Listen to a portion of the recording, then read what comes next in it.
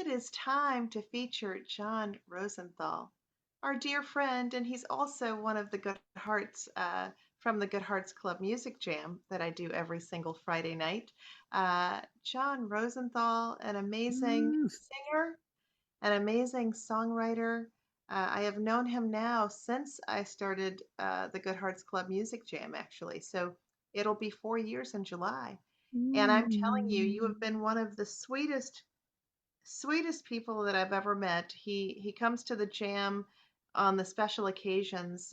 We do the anniversary shows and we do my birthday jam. And this human being has surprised me every year, Ooh. written songs about me at for the jams. I mean, just completely blown me away. My goodness, welcome, John Rosenthal, to Thank you so Composers much, Lynn Cafe. Colbert-Jones. So great to be here. How are you? I'm very well, thank you. I'm so happy to have you here and so Uh, happy. I've been hearing your songs for years now, but now everybody will get to. yeah, it's really wonderful to be in the company of such accomplished artists, such passionate artists, and hearing their stories, their challenges, their triumphs, their just all they've had to overcome to maintain this life in music. It's really inspiring for me. It is I mean, they have both been amazing guests, and I am happy to have you here because you have quite a story about. First of all, let's start with John, the little kid. Tell me about young John Rosenthal. Because I know you know, we talk about late bloomer, right? I Yes, I don't want to start with now. I want to start with you as a child. of course. Well, the music passion happened very early on. One of my inspirations really was my grandfather. We had a very special relationship, and he sang, and that was sort of his passion. And I remember being a child, and he would sit at the piano and he played by ear, and he would sing Old Man River, and it was like the walls were quaking with the power of his bass voice. He had this basso profundo, this gorgeous instrument. And he also introduced me to music. He used to play me all the 78 records on RCA Victor, that like the original record label with the gramophone with the dog Yeah, singing yeah, into the yes. horn opening. RCA. Yeah, RCA. Well, it became Yeah. RCA. But he would play me recordings of my great grandfather, his father, um, and my great grandfather was a world famous singer. So I grew up being made aware of this beautiful family legacy that I was inheriting. So my first, and I of course listened to all kinds of music. When I was, I think 7 or 8 years old, I used to, people don't know about this, but secretly, furtively, I'd be in the living room when the house was empty and I'd put on my Monkees albums and I would pretend I was Davy Jones and grab a hairbrush and sing into it just like you see in movies. Um, so I always had this, I guess, some kind of vision of myself on stage singing for people. And so my first opportunity to sing, I grew up in New York, and it was leading religious services. My great grandfather was the greatest cantor, considered by many the greatest practitioner of the art form historically. And at the time that he was really having this major career, it was the golden age, what they call the golden age of cantorial music. So just knowing that I had this beautiful legacy, I think is part of what inspired me, and it was the first outlet I had. I think it's true of many singers that religious churches, synagogues are the places where they first have an opportunity to sing. And I guess I loved it so much. By the time I was 10 years old, I was leading services. So that was my version of a child prodigy. I wasn't a child prodigy, but the fact that I gravitated to it in such a strong way, it was a magnetic force for me, and it was something that I sustained. I've done it throughout my life, and I got my first job when I was 14, my first gig every week leading services for a nursing home, which was also really so rewarding because I got to hear the life stories of many people. Many of them were Holocaust survivors. It was pretty incredible. So that was where the music, I guess my first musical outlet was singing Jewish cantorial music. so that's the very beginning, and then it was doing obviously a lot of singing in musicals when I was growing up in junior high school and high school. I did tons of musicals, and growing up in New York, I had the opportunity to see a lot of shows in New York on Broadway, and so that was something that was also a huge inspiration to me. Yeah, a lot of And influence, a lot of influence for you. oh yeah, yeah, and I also did a lot of choral singing then because that's what you did when you were in junior high and high school. That was another way of developing your musical skills. So I did a lot of yeah, choral singing, and I was in the all state choir and then the all eastern choir for the U.S. So I got to meet a lot of singers through those experiences as well, which was also very rewarding. So singing was part of your identity going back to your great grandfather, as far as you know. Are there any recordings of your grandfather or great grandfather? Oh, absolutely. So he was one of the first artists on the RCA Victor label, and I was saying my grandfather used to play me his 78s. Yeah. Um, and something kind of remarkable happened in the more recent past. So he had this, I said this really incredible career. Thomas Thomas Edison actually brought him to his studio in Menlo Park. This is the very beginnings of the recording industry, like just the technology developing. We're talking about AI now. I'm talking about the first earliest recordings that I'm connected to. And Thomas Edison recorded him and said he had the widest range of any singer he'd ever heard. And so he oversaw some of his earliest recordings. Well, now we're going to go ahead like how many years? 80 years. There was an a recording engineer in Brooklyn, who found the masters, the original masters from like the 1920s, maybe the 1910s even, because that's when he started recording. He found the masters, he cleaned them up, he used digital technology to bring them into the 20th century at the time, or Oh, 21st century.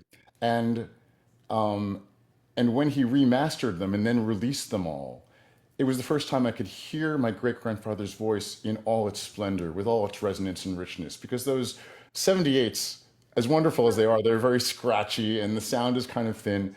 My grandfather was called the Jewish Caruso, and I did prepare. I have a little excerpt because I want you to hear him, so you have some God. idea I of. really was wondering. I'm like, but I knew you were talking about the old recordings earlier, but I didn't know that you could just recall those and play them right now. Well, So I that's have. why I was asking.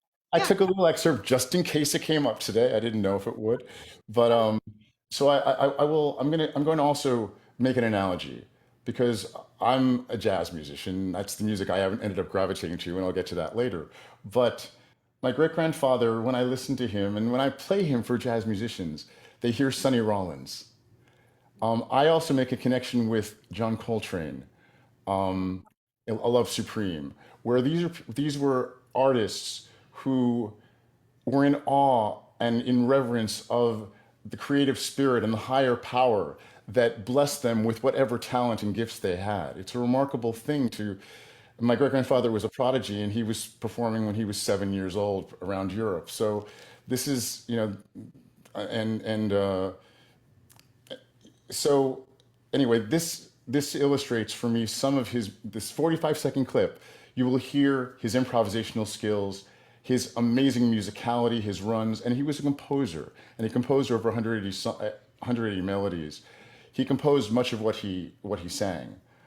He took these texts, religious texts, and then would create his own musical setting for them. Wow. So yeah, you'll hear his runs. You'll hear, and he also his trademark was he did a coloratura falsetto, and in this little piece you hear just a bit of it, but it's ethereal, it's otherworldly, it transports you. So I'm going to start the playing this recording. Here we go.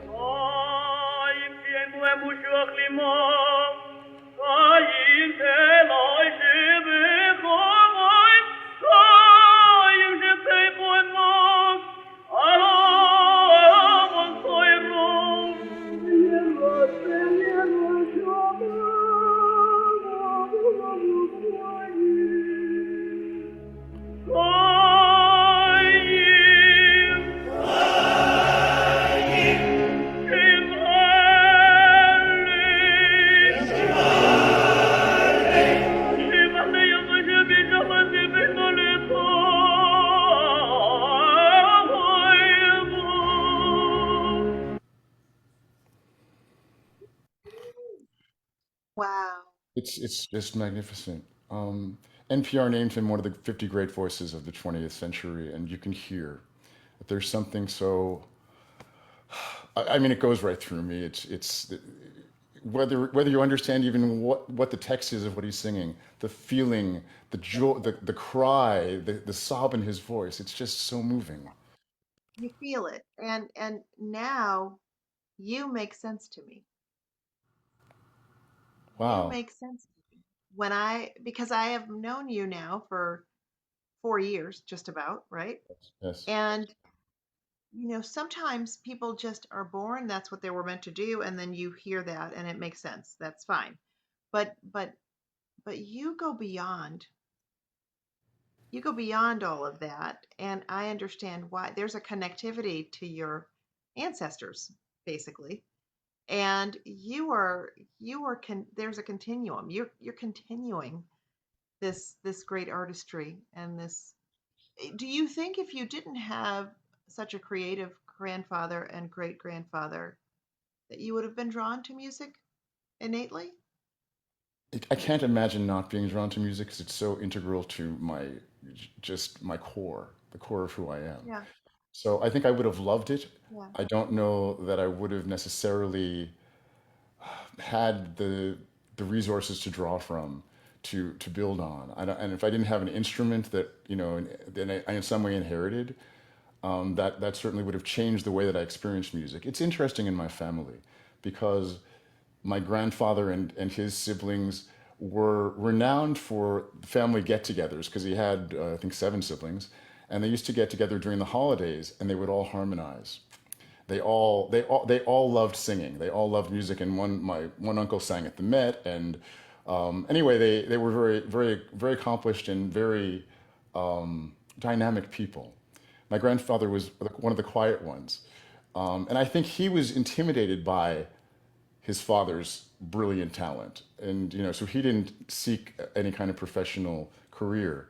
But it's interesting to me because it sort of seemed to skip a generation in terms of performance and people having that musical talent, and then it passed down to my generation, and I have a generation of storytellers among myself and my cousins, of singers and storytellers. I have another cousin who's a wonderful singer. I have a cousin who's a choreographer and runs a dance school. I have a cousin who's a novelist, very successful novelist. um, So we all sort of, and my great grandfather was as I said, it was a composer as well. So I think we all sort of inherited that creativity. And when I think yeah. about like if he hadn't lived, I wouldn't be here. And he gave me something when I formed my vowels. My relatives, his children used to say to me, your mouth forms the same shape when you sing that he said that his mouth formed." And it's kind of these things are remarkable. Now you knew your grandfather. I knew my grandfather very well, but his father passed away at the age of 51. So my mother, he passed away before my mother was even born. Right. So you So didn't know your great grandfather, but I you didn't know knew my your. great grandfather, but now there are movies, and Brandeis Film Institute has found some film footage of him. He was touring Israel when he died, and he was making a movie, and they found it and they restored it. So now I've been able to see footage of him performing. He was the jazz singer with Al Jolson. They wanted him to play the father, but he was a very pious man. But he did agree to do a cameo in the film where Al Jolson goes to see him in concert in Chicago at the Opera House, and it's a very pivotal scene in the film. His name was above the title because he was in that world at that era. He really was a superstar. He was a rock star in the cantorial world, if there is such a thing. Yeah, yeah, I love it. Do you have siblings? I have a brother. He passed away. My brother he was a broadcast journalist, so he was also in a field where he loves telling stories. Um, He still but got some of that creative bug. But your brother yeah, passed away absolutely. last year, didn't he? Yes, he passed away last summer. And Yeah, he was your only my sibling, only right? sibling. Yes, Right, right. I am so sorry. I know that you went thank you. through a lot last year. Yeah, it was rough here. Yeah, yeah, Um, but yes, having and my great grandfather came from a legacy, several generations of cantors before him. So I watched that show Finding Your Roots, and I always wonder, like, I'd love to know more about that whole legacy because that's really I feel like there's a direct line for me that I feel connected to that part of my history. Why don't you do that? Get into the roots of it and get Yeah, yeah. into the Yeah, I have family members who have been working on it because we had yeah, a big family reunion a few years ago with that side of the family. So, yeah. yeah, that would be fantastic. So for you, you grow up with this musical influence, and Yes. you know as a young child that you want to be a singer. When did songwriting start for you? That's the crazy thing. It happened, oh, let's see, well, in the last 10 years. And when I went to the Berklee College of Music. I'll give you a little background in sort of how I ended up there. And then that'll help me to answer the question more fully. Because I said I'm a late bloomer, and I really am. And I hope my story will inspire people to see that it's never too late to Uh-huh. discover that you have a capacity that you didn't even know existed. So after high school, I first went to Northwestern, and I was studying literature and theater. And I shared with you that one of the experiences I had was joining the Black Gospel Choir there, and what an amazing experience was for me in terms of just opening up my ears, my heart, discovering a whole different religious world and a different way of worship and charismatic music that just goes through your entire soul and being and body. And it's just the experience of losing myself in music, the transcendent experience in gospel music is unlike any other that I've ever experienced. But Especially, what made you at Northwestern join the Black Gospel Choir? What made you do that? I think insatiable curiosity. Firstly, I lived in a very homogeneous world where I was kind of grew up in a suburban community that didn't have a lot of diversity. And as soon as I got away from it, I was so hungry for experience and for understanding varied experience. I knew my own experience. I didn't need to be around more people like myself because I'd spent my whole life around people like myself. So I wanted to experience other cultures, other religions, other backgrounds, other ways of seeing the world. And that experience, I toured with that gospel choir, and so much was shared with me, and I was welcomed with open arms and open heart. And it it showed me it showed me how artificial a lot of the distinctions we make in this world and in this country really are when we talk about racial differences and cultural differences, etc. It's really just about people not being open-minded, not opening their hearts to just let people in and hear their stories and understand where they're coming from, because there are commonalities in all of our experiences, but we're so fear-based. I mean, I think nationally we're fear-based. There's so much denial about our history and things about our history that are ugly that we don't just delve into and acknowledge. And I think it's so important. So for me, I also I grew up I grew up in I describe it as a monoculture. And I think you probably had the same experience when I was growing up. Top 40 radio played every kind of music. So I was listening to the OJs, and I was listening to Lynn Anderson, and I was listening to, I mean, it was The Beatles and Barbra Streisand. yeah, yeah, all of it, all of it. Right. And so, Yeah. I listened to rock. I heard heavy metal. I mean, I was exposed to so much. Yeah. And now everything is so fragmented. The music world has become fragmented, where people sort of have their little niche that they're into, and it's sort of hard to even take it all in now because there's so much music out there. But yeah, I grew up in a time when that was an option, and I was always drawn to I didn't really know about jazz at the time because jazz wasn't part of what was played commercially during that era. But I listened to other kinds of music that, I guess, what they called soul, R&B, gospel. I was drawn to it for just in sort of a visceral way. I can't even necessarily explain it, but it spoke to me. Yeah. I Yeah. felt it, and and when I went to Northwestern, so I was living in Chicago, in Evanston, and there was this great used record store, Secondhand Tunes, on Dempster Street. I think it's still there.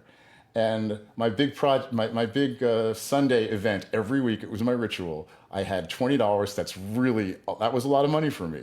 And I go to the used record store and I come back with a pile of albums because things were like $1.50, $2. They were all used records.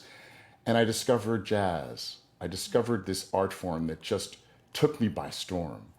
I first discovered it my first week at school in a dorm room. I walked into a dorm room and I heard a very deep voice singing Misty, rich, lustrous voice, and I had no idea who it was. And Sarah Vaughan?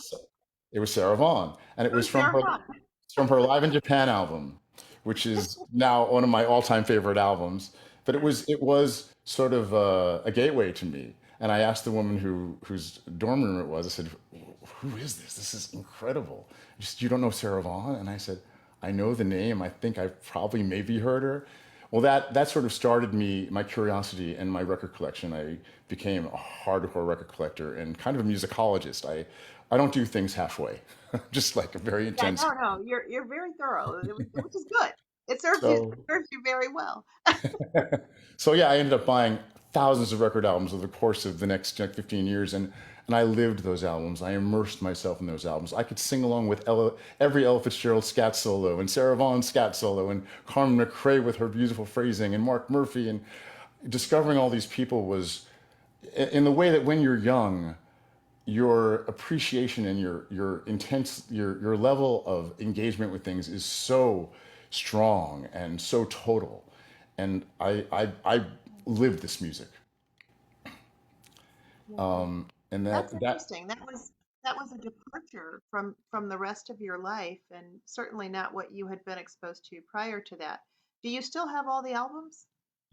when I made the cross country move this well 15 years ago, I had to I had to slim out the album collection because records weigh a ton. But I didn't give up any of my jazz records. I mean, any of the ones, and because so many of them are out of print, they're irreplaceable, and they're also a part of my history. They're a part of my education, and they have such as an emotional and sentimental attachment for me. Just remembering the times when I first heard them, and looking at the record album, and reading the liner notes, and looking at the personnel. I mean, it was all part of my education, Yeah, and you become a it's jazz lover. part of my essence of who I am, really. Yeah. I mean, you really did become a jazz lover. As a, you know, uh, the moment in my life before I went to the Berklee College of Music, when I made this decision that I wanted to be a jazz artist, was seeing Betty Carter.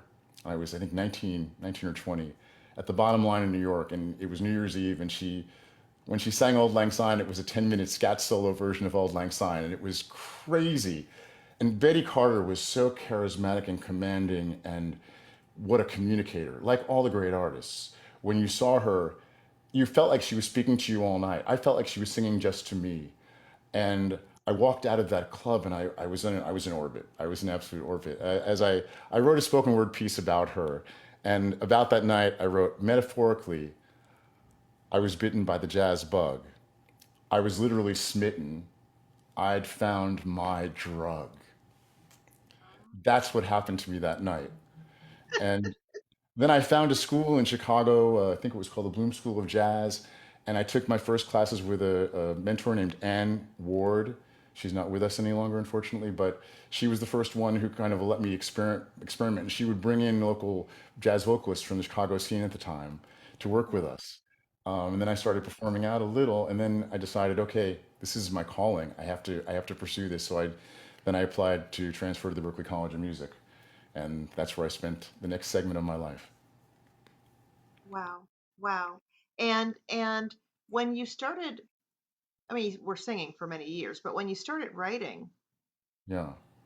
you just So, know that you wanted to be a writer, or so this is the thing. you you didn't write until 10 years ago or I so. always wrote, but I did I did travel writing. I did writing about my arts experiences, and I would share them with people. And I knew I had a love for the written word, and a love for shaping words and for sentences. And I mean, I loved reading. I loved literature. So there was always kind of a heightened appreciation for it. And even when I was growing up and performing in musicals, and I remember going to see Pacific Overtures when I was maybe a teenager, a more obscure Stephen Sondheim musical, and his rhyme schemes were so complex and Yeah. I surprising, mean, brilliant, yeah. brilliant. And Yeah. so that was Yeah. one of the things that sort of I was fascinated by rhyme as well.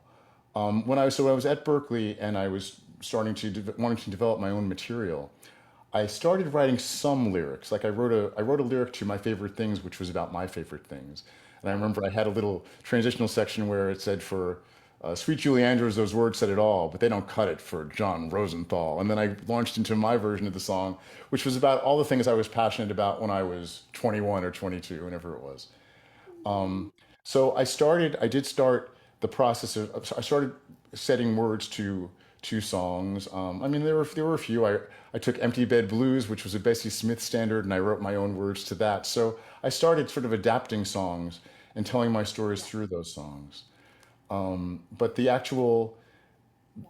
songwriting thing happened much later, and I'll get to that story. But I want to tell one story just before it, which sort of plays into how long it took me to realize I had a songwriter in me. When I was still in Chicago, before I went to Berkeley, I was at Grant Park for the Chicago Jazz Festival, and Miles Davis was playing. And there were, I mean, 100,000 people. It was a free concert. Everyone in Chicago who knew jazz music at all was there because that was, you know, the opportunity of a lifetime. And the opening act was a blues singer who wrote one of Bessie Smith's first jazz hits, Downhearted Blues, I believe it's called. Her name is Alberta Hunter. And Alberta had a really interesting life trajectory. She was one of the early blues singers, but she wasn't a hugely successful artist, but she had a career. And then her mother grew ill and she became a registered nurse. And she had a full nursing career and retired from nursing and then was coaxed out of retirement in her 70s. She hadn't sung for decades by Barney Josephson, who was opening a new club in the village called the Cookery. And he finally convinced her, he had to cajole her, and he convinced her, and she became a sensation. And at 80, she was hitting the height, the pinnacle of success, writing film scores, recording albums on Columbia. And when I saw her opening for Miles, she was 86 years old. And I'll never forget this moment. And she looked out at the crowd and with this sense of wonder in her eyes, and she said, "Oh my, I have never performed for this many people." And it implanted this seed in me. And I always knew that I was kind of the guy who worked really hard at things, didn't start out like polished. I had a really like nail to the grindstone, nose to the grindstone, I should say. But I was so determined and so focused that eventually I would catch up and maybe surpass some of the people who started out ahead of me. Even at Berkeley, I had this experience. So I thought, I want to be that. I want that to be me at 86. I don't want it to take quite that long, but however long it takes, that's my trajectory. I love how you found the beauty in that, and that doesn't have to be the exception. That can be the rule for whoever's in their 70s or 80s or 90s. We have this view of aging as a negative process, and I see aging I as the know. most positive process because who Absolutely. I am now compared to who I was 30 years ago, I was this shy bookworm. Like, if I was at a party, you'd find me in a corner somewhere hiding away because I didn't know how to share and open up who I was to people. It took me, one on one, I was okay, but any more than one person in the room, and I recessed into the background. Well, you were not that at the Good Heart School. Well, thank you. No, but this is learned experience. This is why it's a shame that we don't value the aging process more and that we don't that we have this sort of attitude that somehow we're going that over time we lessen, we become less. And the opposite of my life experience and how I perceive the opportunities that are available to us as we mature. Anyway, we'll get to the songwriting, I guess. I don't know. I don't want to interrupt your flow No, no, no. of Listen, you're questions. doing well. You Okay, were thank you. answering questions before I asked them, so that's perfect. Okay, That well, works that's out good. beautifully. Um, yeah, I love that you embrace the fact that, this is the typical success story for a songwriter, right? Yes. It doesn't matter to you as long as you do it and you are dedicated enough and you do work hard enough to get it done. And so therefore you do. I love that. And yeah, you can be the 86-year-old saying, "Thank you so much for, recognizing my efforts," and, all of those things. Yeah, Absolutely.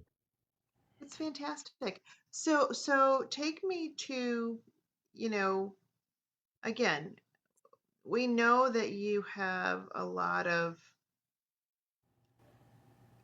regardless of whether you started writing, you wanted to sing and you have been singing for I've been many, singing my many, whole life. many years.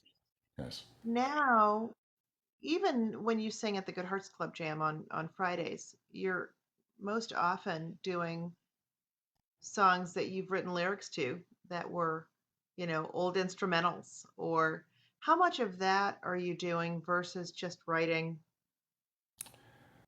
on The your own? Yeah. so um, initially I started writing some vocalese, and that's part of what you've heard. I actually know. I mean, I wrote a few lyrics that were to pre-existing songs when I first started out. That's when I was much younger. But the first lyric I wrote, the first lyric I wrote as an older adult was a lyric to McCoy Tyner's song "Search for Peace" from his first album, The Real McCoy, and that grew out of the experience of seeing Matt Clark, one of the great Bay Area pianists, jazz pianists. He did a concert presenting all the material from McCoy Tyner's first solo album as a band leader, The Real McCoy. And when I heard this song, Search for Peace, I loved this song. I thought the progression was so beautiful, the melody was haunting, and I wanted to sing it. And, but there wasn't really a lyric that existed that was a lyric that people knew. So I thought, okay, I need to somehow find a way to sing this song. I'm going to write a lyric. And I'd never really attempted something quite like this before. And I used the title as a springboard. And I thought, Search for Peace. So I had moved from Boston to San Francisco 15 years ago. And my life in Boston, my musical life, my general life had just kind of grown so stagnant. And I knew I needed a big change. So moving cross country was just the change I needed. And as soon as I moved out here, I came back to life again, like immediately. And that's when I started attending a jazz workshop every week, working with jazz musicians and overseen by Laurie Antonioli, who became a mentor to me. So every week we would bring material and we'd work out arrangements. And I was finally getting back into the music that I was passionate about from my youth. So I decided to write this lyric, and the lyric ended up being sort of telling the story of this transitional period in my life when I went from moving from Boston and having a life that was feeling kind of empty to moving to the West Coast and starting to have a life that was feeling so rich and so satisfying. So I wrote the lyric and then I performed it a few months later. I performed it at a concert, and I didn't make this connection until probably 2 or 3 years later. But that experience was so powerful. The experience of telling my own story, such an intimate story through these words. And I wouldn't necessarily share an intimate story with an audience, a large group of people in that manner. But there was clearly something about the process of writing it and the process of performing it that transformed me. And I performed it that night. And 4 days later, I was leaving for a trip to New Orleans. In New Orleans, the birthplace of jazz, it was my first trip there, and I was so excited about finally experiencing the promised land. And on the plane, flying out to New Orleans, an idea for a song came into my head. This was completely alien to me. I'm not a songwriter. I don't think about songs and melodies, and I don't invent these things. I sing them. But this idea came to me fully formed, and I sat on the plane with a pen and I jotted down 3 verses, 3 choruses. It was fully formed. It had structure. It had, classic structure. I didn't know this. I was just writing it, and I had a melody in my head, and it felt otherworldly. It felt like somehow I was a vessel, and I was channeling some kind of creativity that was just falling in my lap. Weren't we I talking didn't. about that? Nicole and I were Yeah, talking about that. yeah. And I mean, the one thing that preceded it, I guess, I worked for I worked on an improvisational opera company in Boston for many years. And when we would do these workshops or these performances where we would create songs spontaneously, I did discover that I had a real knack for rhyming because I could rhyme like on a dime, just in the moment. And so that was something I never knew I could do. So there was sort of that. I had an awareness that I was good at rhyme, but when I wrote that first song, these were not they were not simple rhymes. No, They what's the were song? they were sophisticated rhymes because I grew up with Sondheim and Cole Porter and Ira Gershwin and these people who uh, Johnny Mercer, these people who were brilliant at it. Yeah. And they were my inspiration. So I was aiming high. But when I wrote that first song, and I didn't know I had a song, and I came back from New Orleans, and I went to my mentor and I said, okay, I think I have a song here, but I need to flesh it out. I need to create a chord progression. I was just overwhelmed. I'm educated from Berklee College of Music. I know music theory. I know harmony. I know these things. I may know them, but I wasn't giving myself permission to own them. And so I said to Lori, where do I go? She said, okay, get together. And there was a jazz pianist I'd worked with for many years. Yeah. And she said, get together with Lee Bloom. Thank you, Lee. Lee, I owe you for life. So we got together and I brought I didn't even have it written down at that point. It was all in my head. I had the words, but I hadn't even transcribed the melody. So he said, okay, well, what's the melody? And I sang it to him and he started playing. And then he played a couple of different chords. What do you think about this one? What do you think about that one? I said, that works well. Then he said, okay, this is what you need to do. You need to sit down at a keyboard and start playing the melody and try different chords. I was overwhelmed. I don't think I can do that. No, you can do that. I said, no, please, you're such a wonderful musician. I trust whatever choices you make, I You're trust like, them. just help me. He said, no, you don't understand. You are going to want to write more songs. He said, you've written a really good song. And I said, I have. I've written, and he said, no, this has classic structure. And then he went on to me about it. It has this number of bars and this number of bars and this, classic verse and chorus and all that. And I was sort of dumbfounded. I said, I did? How did I do that? But you have song structure in your head. I was always an improvisational singer and I knew song structure. I knew it intuitively because I learned it through Ella and Sarah and all these singers that I worshipped.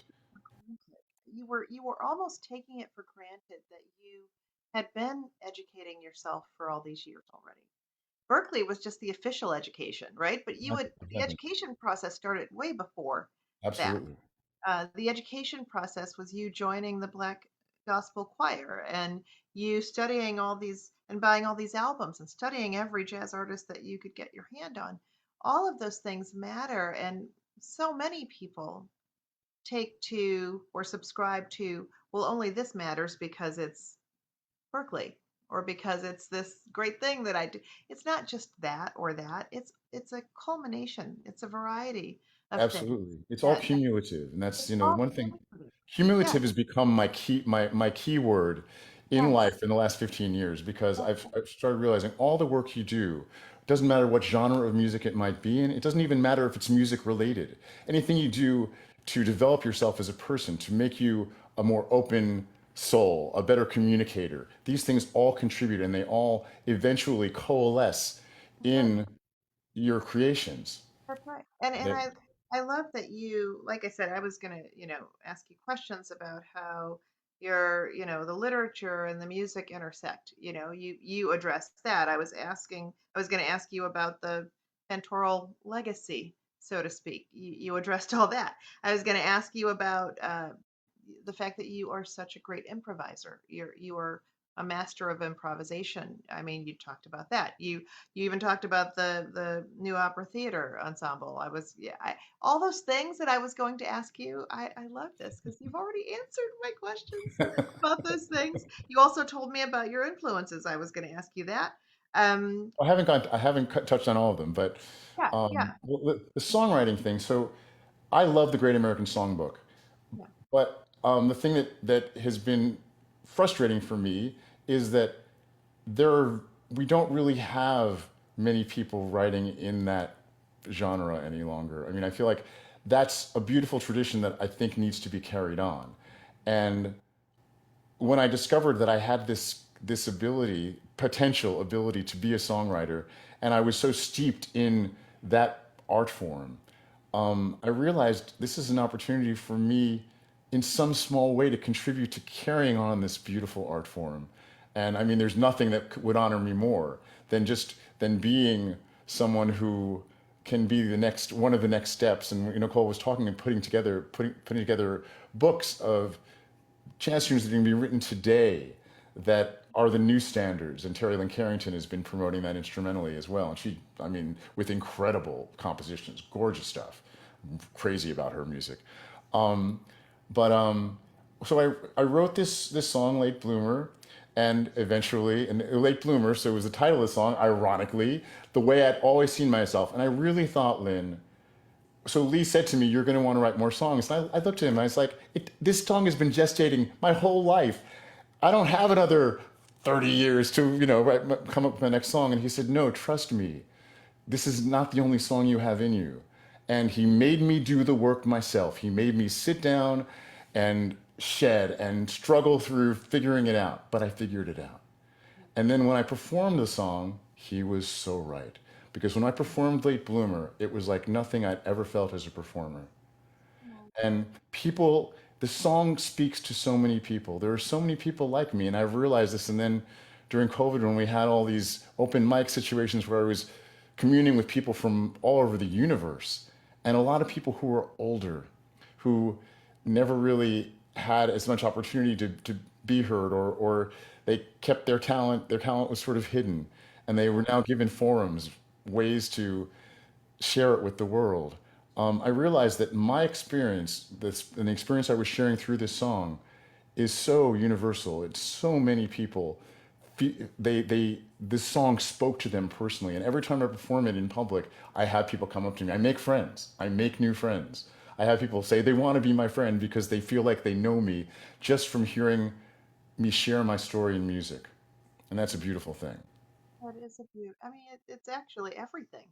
That's Yeah, what a songwriter wants to do. it They really want to is. affect. They want to affect somebody else. So Uh, yeah, so I wanted to my songs, and as I started writing more songs, they really how they came into being. Each one to me is like a small miracle, because they all I never sit down and say, okay, I'm going to write a song now. They come from like out of the ether, out of the air. They just appear in my head. An idea, someone will say something to me, it'll spark an idea. Someone will tell me a story, and I think this would make a good song. So it comes from random places. I can't control it or plan it. It tells me it needs to be written, and that's how these songs all emerge. so you started writing songs late. How many do you think you've written? I mean, I'm not a ton. I have about 16 right now, Yeah. but I also, I started like, well, 9 years ago, I'd say, 8 years ago, writing my first one. And I go through periods where I'm writing, where ideas are coming to me quickly, and other periods where I'm just focusing on other aspects of it. I've really been focused for the past year or two, really honing in on refining my delivery, my the way that I sing, the way that the textures in my voice, really finding for each song, finding the way I want to deliver them, and really, the, being a vocalist is a lifelong discovery process. At least from my perspective, I'm a very different singer than I was even 4 years ago. Hmm. There's Singing involves your body, your being, you are your instrument, and so everything about your evolution as a person contributes to what you're able to communicate through your voice, and the range of emotions that you can access, and the range of textures you can access. And I love that. I love that about music, that it's the challenge is always there. There's always so much room for growth and discovery. What would you do if you didn't sing or write songs? I would still be I'd be immersed in the arts. um, I would I would be finding ways to bring audiences to new experiences that they hadn't had. I mean, I'm also a cinephile. I'm a bibliophile. I mean, you name it, I'm a file. Like everything that has to do with communication and the arts is something I'm passionate about. As you know, I'm also an avid theater goer, and I just came back from being in New York for 16 days, and I saw 26 shows, and then I wrote in at length about all of them. So for me, the arts is a mission, and it's whether it's a professional aspiration or just my wanting to share my joy with everyone else, and be able to then talk about the experiences and analyze them and talk about what spoke to us and what doesn't. I'm just fascinated by all of that. Have you ever considered journalism or doing reviews? Because that piece that you wrote about the 26 shows in 16 days was outstanding. That was outstanding. Thank you. I, I, I, I guess I've never really thought about journalism because one thing I'm really clear about is I'm not a critic. I'm a very sensitive soul, and I know how much every artist pours into whatever creative endeavor they might be pursuing. And so for me, it's and I look at my responses. I think we all are so subjective in our responses to things. So yes, I mean, I would be open to if it was a type of journalism where it really was about promoting the arts and the wonder of the arts and just being able to share what speaks to me and things that I'm moved by and promoting them and being able to bring more attention to them. I'm all about that. You really are. You Yeah. really are all about that. Yeah, I love that about you. Um, and I think that there's a place for that too. I think that that would be so refreshing, actually.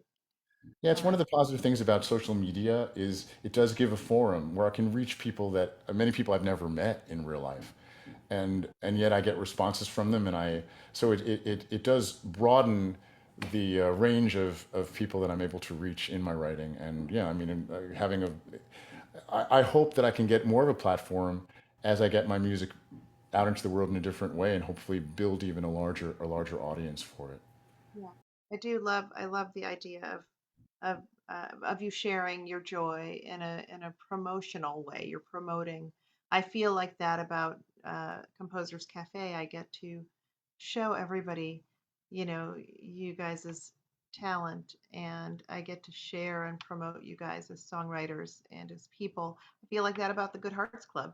Yeah, We singers from musicians from all over the world that I get to showcase and let people become aware of or tune in to enjoy every Friday night, exactly. right? So Yes. I really identify with that, the idea of you just sharing your joy. That's so precious. And when we talk about your evolution of style, you started out writing sort of vocalese.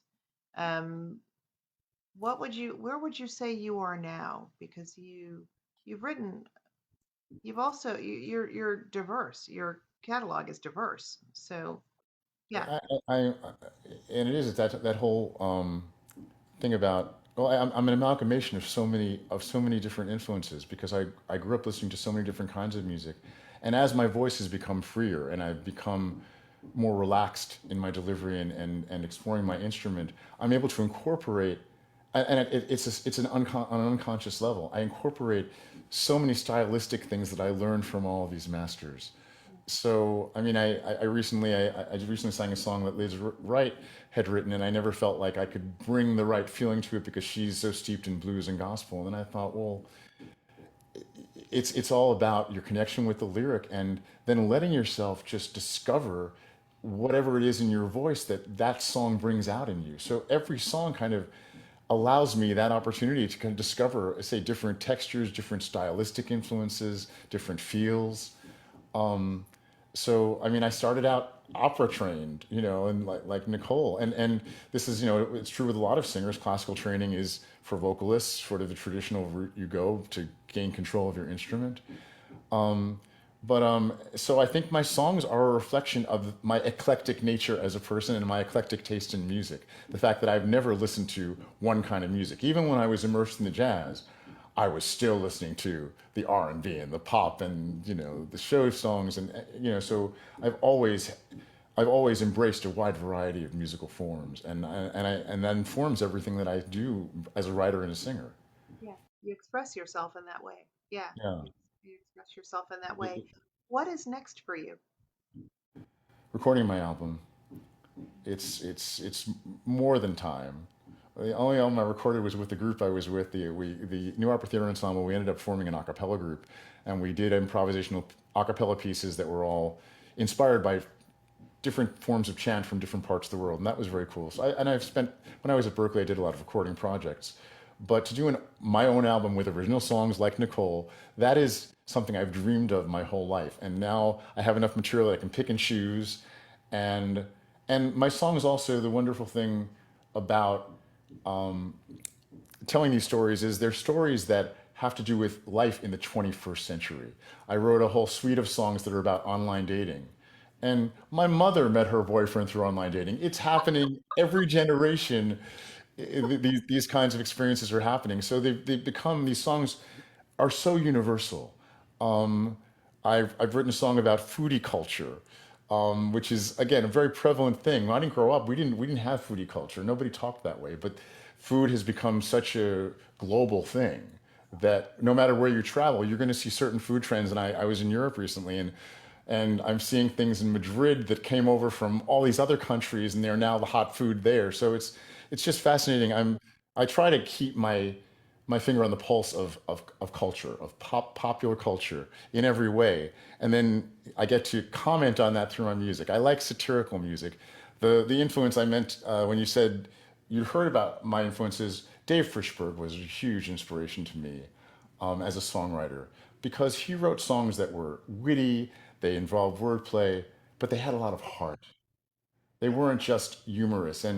Humorous songs, especially in the jazz world, they were always kind of viewed as novelty songs, which it diminishes the certainly the artfulness of writing a humor song. And writing a funny song is really challenging, which is why there aren't many of them out there.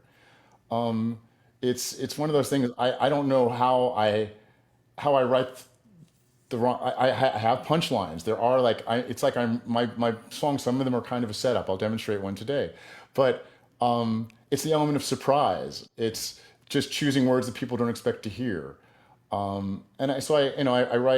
I write by what I'm moved by. I wrote a song called "I'm So Woke" before anybody knew what the word woke was. I had to explain it to an audience before I could sing it because there were so few people who had even heard the term. And now, well, it's become kind of a redundant term, like it's being misused by people who I don't agree with. So, That's right.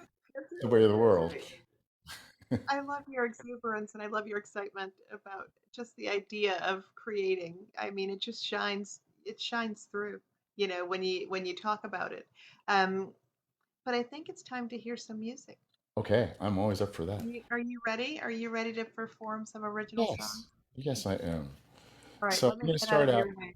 Thank you. Well, I'll start out with a song. I'll tell you a little of the evolution of this song. So this started out as a poem that I wrote. And the poem had basically four sections. It was like 16 stanzas, 8 stanzas, 16 stanzas. And yes, I'd already written a couple of songs, a few songs by that point. So it did occur to me that maybe this would someday turn into a song. But, and because of the subject matter of the song, which is this, the title is Brazilian Dream, I thought this has to be a bossa nova. That's just, it's so logical. And I pulled out a real book and opened up to a bossa nova, the first one I found, and it was 16 bars, 16 bars, 8 bars, 16 bars. It was AABA form, which, if you're a jazz musician, this is a very, very, very classic form where you have 8 bars with a certain chord progression and melody, another 8 bars that repeats it. The C section, or AABA, will follow the B section, which is the bridge, and then it meanders to maybe a different tonal center and different chord progression, and then it goes back to the original for the last section. Anyway, this tune plugged in so perfectly that I did not have to change a single syllable. As soon as I got the chord progression and laid out a melody, it worked perfectly. And so it was like kind of like destiny. Have these moments where I write a song and it just feels like this song was destined to be, and this is one of those songs. And it's one of my favorite melodies I've written. So the song is called Brazilian Dream. Let me just pull it up here. And I'm singing to a track from a concert I did, the first full concert I did of all my original songs.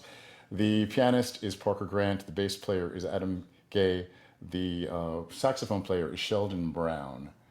And I'm just pulling it up here. It's just about to appear. Okay, so let me just take a sip of water and I will sing for you.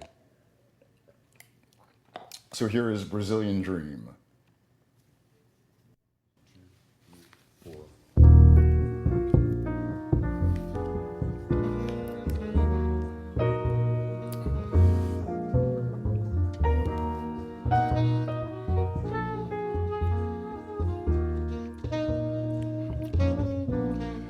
You swept in like a springtime breeze. Awakened flowers caressed the trees. A karaoke burst of heat. It was our destiny to meet. Can you be all you seem? My warm Brazilian dream. I'd like to make a meal of you, a tropical and savory stew. You entice me with your spice. You are now my favorite vice. I'll douse you in whipped cream, my sweet Brazilian dream. You transport me to Rio when you fill my life with brio. You stole my heart and now you're gone, but for you I'd swim the Amazon. Time may pass and memories fade. I can't forget the love we made. My skin still tingles for your touch. I miss your kisses oh so much. Your sunlight makes me beam. My heart, Brazilian dream.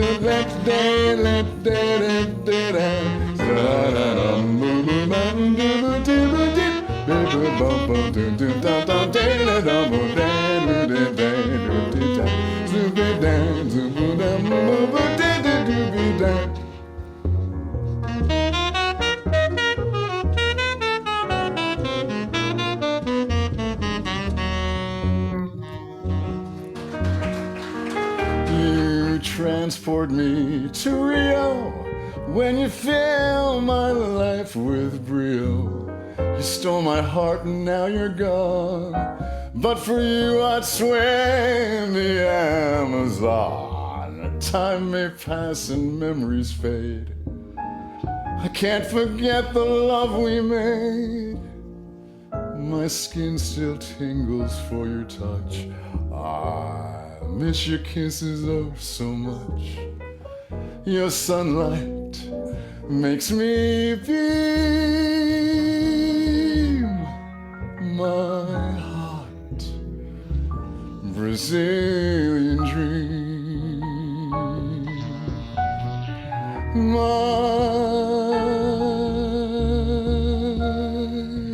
Brazilian dream. My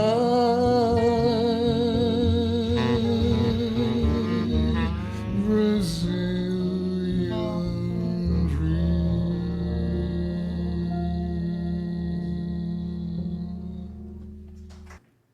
Oh my goodness. I love that.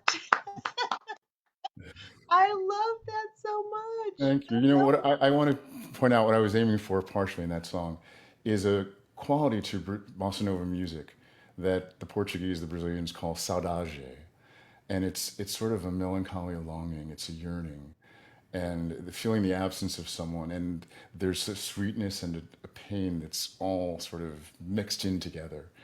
it. Um, yeah. You captured it. Um, You and captured it. and and remembering Sinatra talking about when he did his album with Joe Beam, how he felt like he was singing in a whisper. Mm, And for bossa nova, it gets to such an intimate place, and I love it. Transports me to be able to sing with that sort of quietness, that calm and that serenity. yeah. Yeah, Yeah, that was beautiful. Thank you. That was beautiful. And Nicole Zaritis wrote in the chat, so romantic, great tune, Oh, great thank you. vocalides. I'm very honored. Thank you, Nicole. Yeah, absolutely gorgeous. My goodness. All right. That blew me away. What about your next one? Okay, so I did say that many of my songs are rooted in humor and not sarcasm, satire, and there's a big difference Yeah. because there's heart behind my songs, and I'm telling this particular song, as in most of my songs, it's telling a very personal story. The funny thing Yeah. about this song, I'll comment after, is there are several people who think I wrote this song about them, and I like Carly Simon with "You're So Vain." I'm taking it to the grave, but anyway, this is a song about a type of relationship that didn't exist back in the Cole Porter days. Well, it existed, it didn't have a name. We Yeah. didn't have a name for it.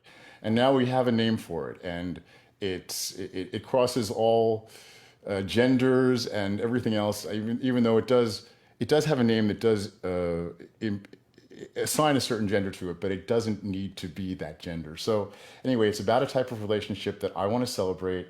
It's a relationship that's integral to my life as a single person, and as a shy person who gets very uncomfortable when people try to kind of ask me very personal questions. This is a way for me to address it for all those other single people out there who are tired of people prying into their personal lives.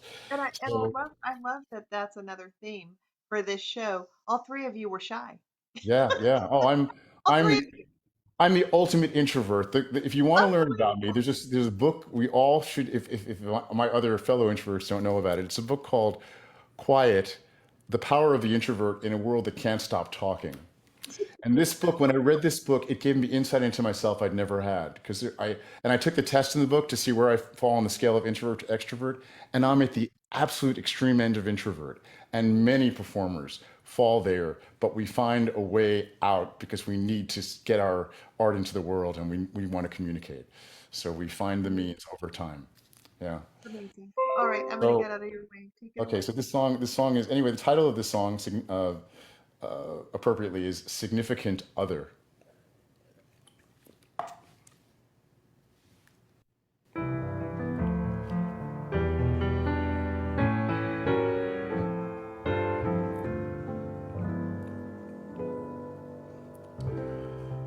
I'm very shy, so when people pry, it makes me so uncomfortable that I could cry.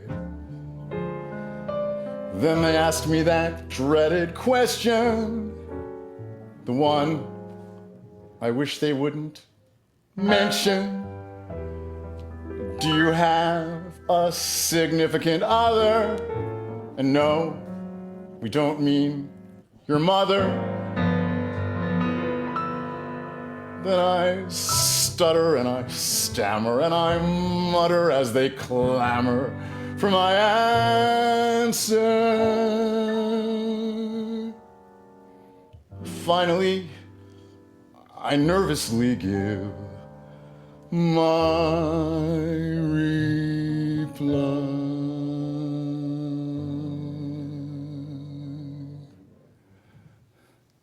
Well, there's this guy, and he and I see eye to eye.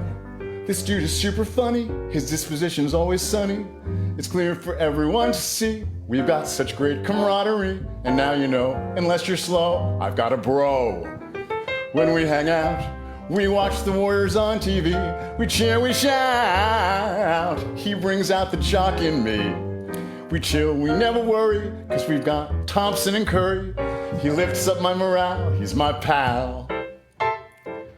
When I'm down, flat on the ground, and in a deep slump, he brings me round, safe and sound, with just one fist bump, just for kicks.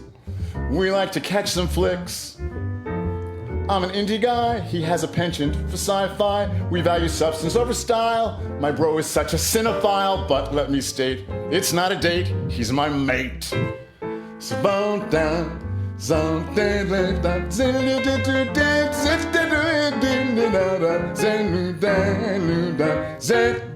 Saboom bop, sabee bop bop, sabee bop, saboo bop bop, saboo bop bop bop bop bop bop. Spring the day, dum ba da da, zong la la, zen la la la la la la la la la, zen la da la da da bop, saboon da, zilly da da, zilly da da da da da.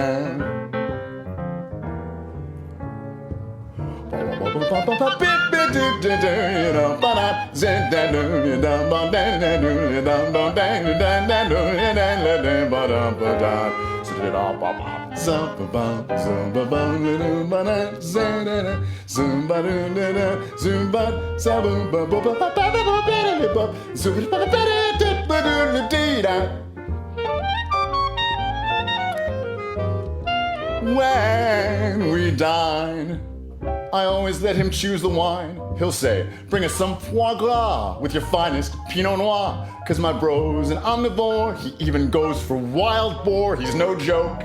He's my bloke. We shoot the breeze. Our continent cries with ease. We always get along and our bond is very strong. I read a lot. He likes to drink. We do some shots. I make him think. He's not a drunken bum. He's my chum. Yes, we're close, but that doesn't mean you ever see us slow dance. Don't want to boast, but we're the most. We've got the perfect romance. I'm crazy about my bro, though I might not tell him so. It's not that I can't say it, I would rather just display it. Cause when something is that good, you somehow know it's understood. And that's just the way it flows between two bros. To switch direction upon reflection, let's go back to that first question. Do I have a significant other? Hell yeah! He's my brother from another mother, my buddy, my pal, my friend till the end. Of course, now you know I'm talking about my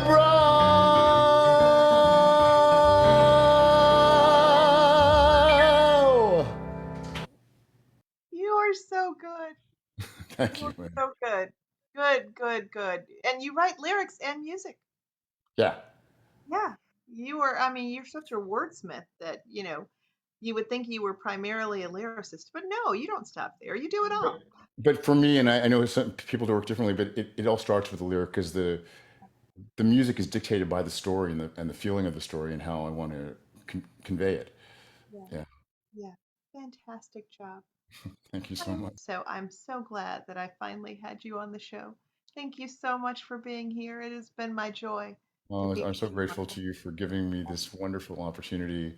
It's really revelatory to look at your life through this perspective, through a different prism. And I hadn't taken the time to even like put together how my experiences all kind of contributed to each other. But this was a really wonderful opportunity for me You to needed to do take that. account of all that. Yeah. Yeah, you needed to do that.